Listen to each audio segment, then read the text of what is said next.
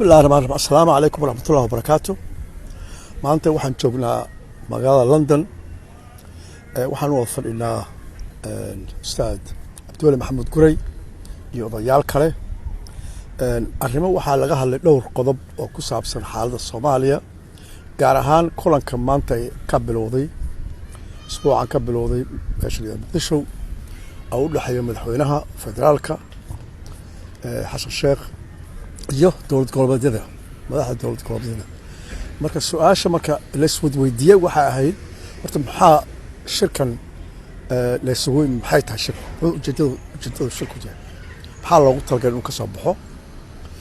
qodobka koowaad buu ahaa marka qodobka labaad waxa weeye aan u dayn doono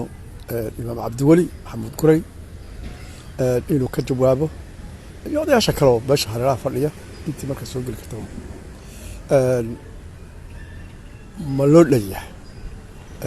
waxa weeye macnaha physical ahaan qof ahaan ma loo goobjoog ma loo yahay marka madaxda qaar baa ka maqan marka waxa hal baan ku soo noqon doonaa marka su'aalo ku saabsan maqnaashahaas iyo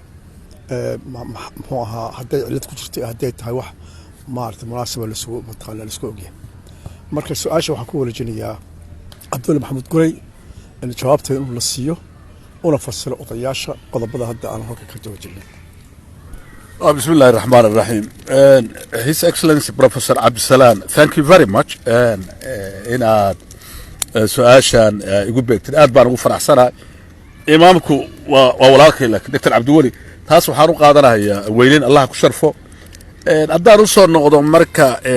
su'aasha waxaan filaynaa maanta marxaladda lagu jiro oo shirkan qaabka loo agaasimay waa dareemi karnaayo waxaa ugu weyn baan filayaa madmadowga soo kala dhex galay maamul goboleedyada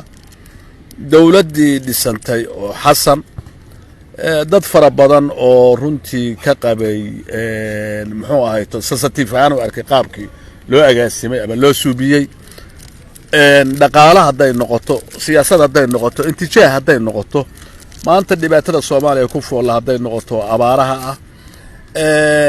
hadday noqoto qolooyinkan xag jirka iyo qaabkii waxyaabo fara badan looga tashan lahaa kula waxaan u malaynayaa jahada uu shirku taas inuu qaabilsan yahay taasna waxaa kaloo aan qabaa inay weheliso madaxweynaha oo laga yaabo inuu aado Mareykanka marka inay noqoto qayb ka mid ah warbixin iyo wuxuu la tago inuu helo baan filayaa Cabdisalaam arrintaas waxaan kaloo jeclahay arrintan shirka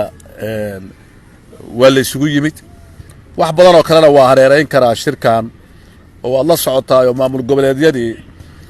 waxaad moodaa qaar in lagu tirinayo in wax ku darsi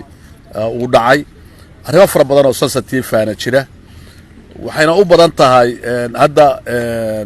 Jubbaland waa la socotaa hal sano ay ku darsadeen waxaa kaloo aynu la soconaa hadda in laga yaabo qoorqoor inuu ku tala jiro sidoo kale lafta gareen waxyaabahaas faraha badan oo la isku hayo waxaad moodaa inay weji keeni ka dho Puntland laftigeedu kaba marno hal sariya barbaa u dhiman marka haddii taasu dhacdo oo aan aaminsanahay dadka Soomaaliyeed inaysan maanta jeclayn qaabkaas hadda iyadana waxaan filayaa inaysan ka marnaan doonin maaragtay aragtida annaga wax ku darsan marka arrimahaas jira shirkuna waxaan filayaa kollay waa un laba bari qaabka looga soo qayb galay haddii la yiraahdo physically looma wada dhamma madaxweynaha Puntland waa maqan yahay walow yiri Zoom baan uga soo qayb galaya laakiin meesha ma uu joogo runtiina waxaad moodaa waxyaabo fara badan oo su'aalaha in la isweydiinayo imaan sharciyaantiisa dadku waxay leeyihiin anigu aragtaan waxaan qabaa laba arrimoodba inay arrintaas ay ku dhici karto imaan sharciyaanta hadda waxa weeye madaxweynuhu sidii loo bartay ama Soomaalidu dhaqanka ay leedahay ama soo dhaweynaha ama mid dheeraha waxaan filayaa kollay meeshii uu tagi jiray mar walba wuxuu kala kulmi jiray soo dhaweyn ballaaran iyo dad fara badan oo wixiisa qaba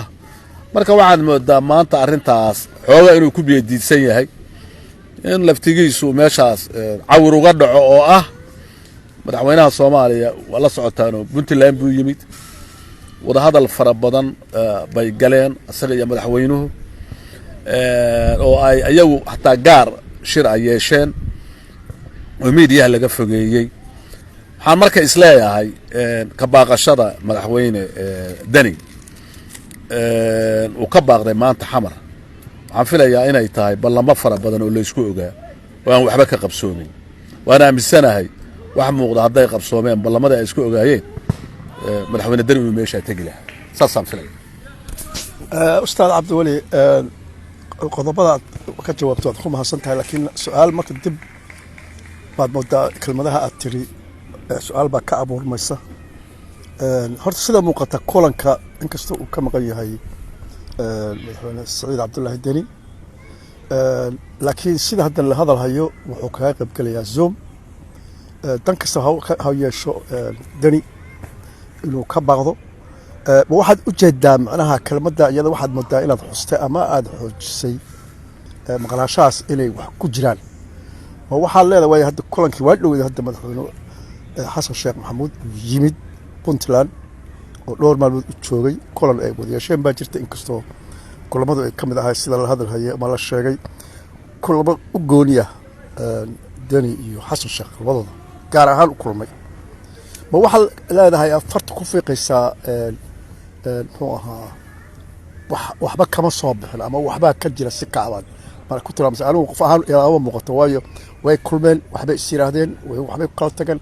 hadda oo la kala maqan yahay laftooda waxbay is oran karaan waxbaa lagu darsan karaa waxbaa hawl loo geli karaa saas dad badan dadna waa arka inkastoo sida aad sheegaysa dad oo kan sideeba ma waxaad u jeedaa halkaas inay wax ka jiraan ama wax ka yihiin si barsal cabdisalaan runtii waxaan qabaa muhiimad weyn buu leeyahay shirkan deni hadduu yimaado hadday noqoto aragti ahaan hadday weyt ahaan noqoto physically inuu u joogo qof ahaan u joogo runtii wax badan bay ka bedeli lahayd maaragtay shirkaas waxaana aaminsanahay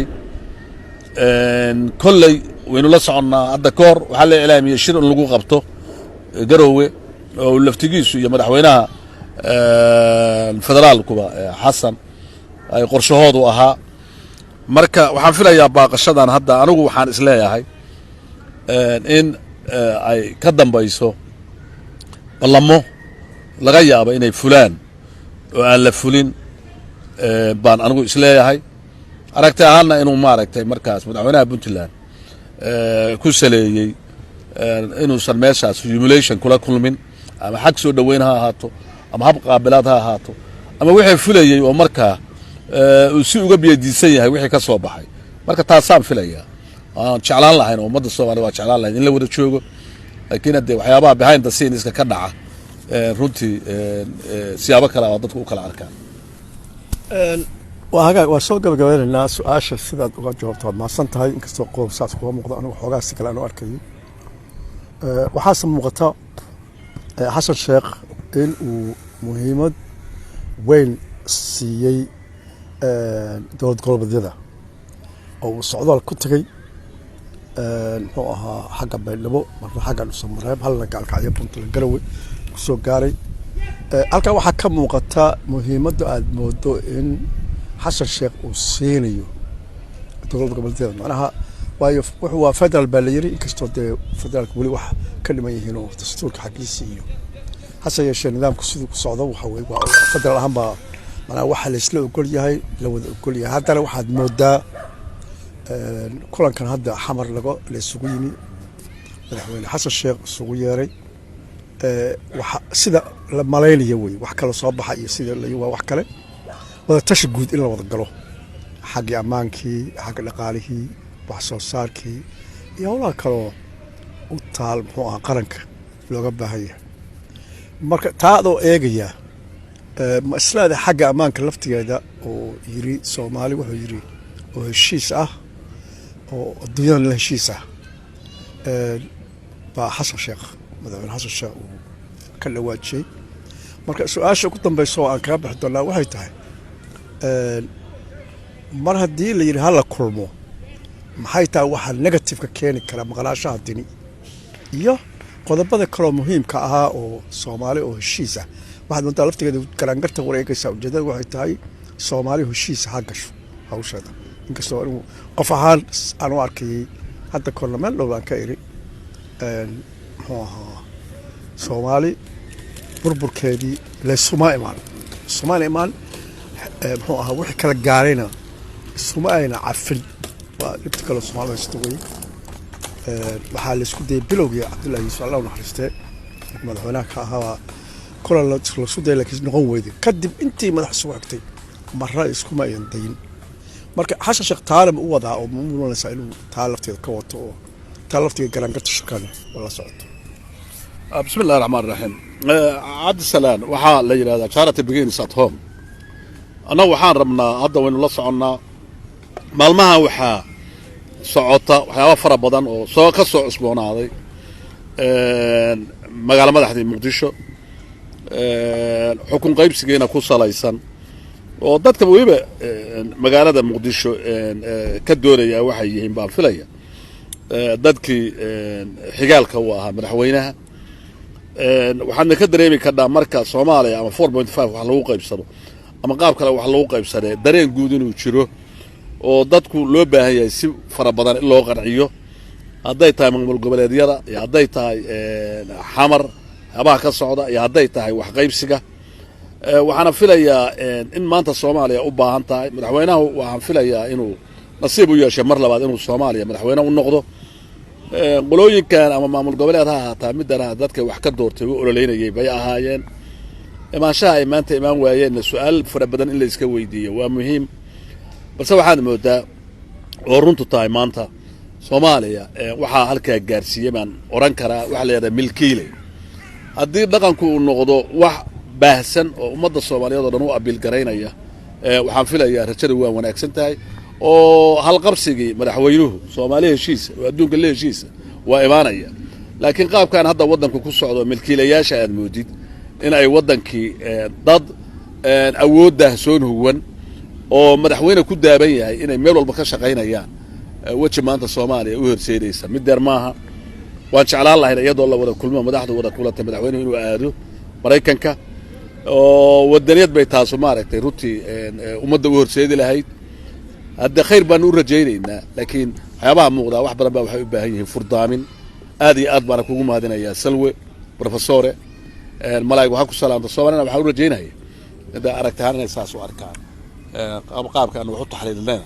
waxay naga tahay ummadana aanu iftiimina waxa jira. Assalaamu alaykum wa rahmatullahi wa barakatuh.